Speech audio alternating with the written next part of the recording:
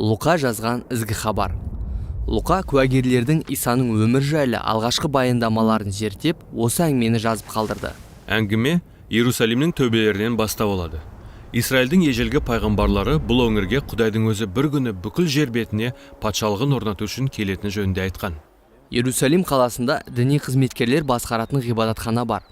Олардың бірі Закария есімді адам, сонда қызметін атқарып тұрғанда қорқынышты аян көреді. Оның қасында періште пайда болып, әйелі екеуінің ұлды болатынын айтады. Мұның қандай ерекше мағынасы бар? Онда Закария мен оның әйелінің жасы жетіп қартайғаны туралы жазылған.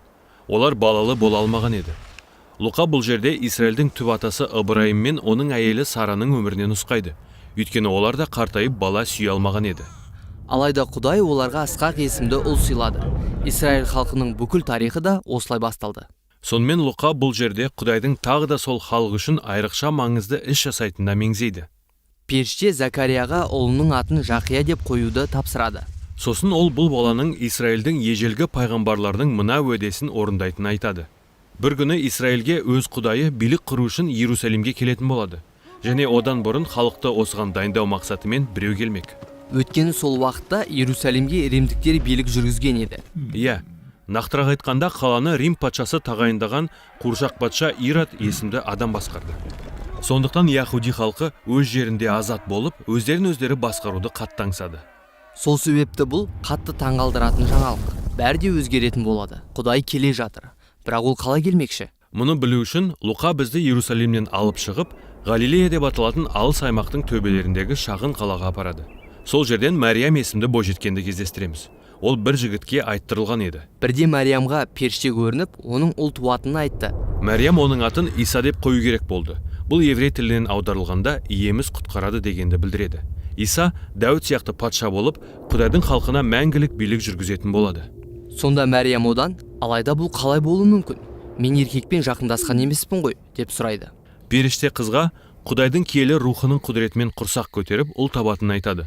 Сол киелі рух жаратылыстың басталу жазбасының бірінші тарауы бойынша қараңғылықта жарық пен өмірді жаратқан еді. Құдай Мәсіхтің анасының құрсағында пайда болып дүниеге келу арқылы өзін адамзатпен байланыстырмақ. Демек, шалғай ауылдан шығып, елге бейтаныс Мәриям енді келетін патшаның анасына айналмақшы ма? Дәл солай. Шынында Мәриям өзінің әлеуметтік дәрежесінің өзгеруі алдағы үлкенірек төңкеріске меңзейтіні туралы жырлады.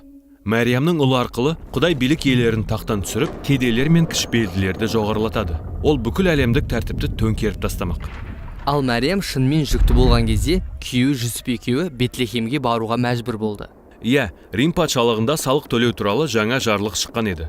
Соған байланысты әркім өз әулетінің ата мекеніне барып тіркелуге тиісті болды.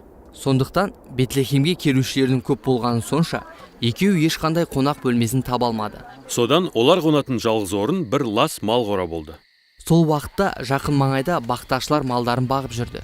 Кенет қастарында періште пайда болды. Олар әрине зәрелері ұша қорықты.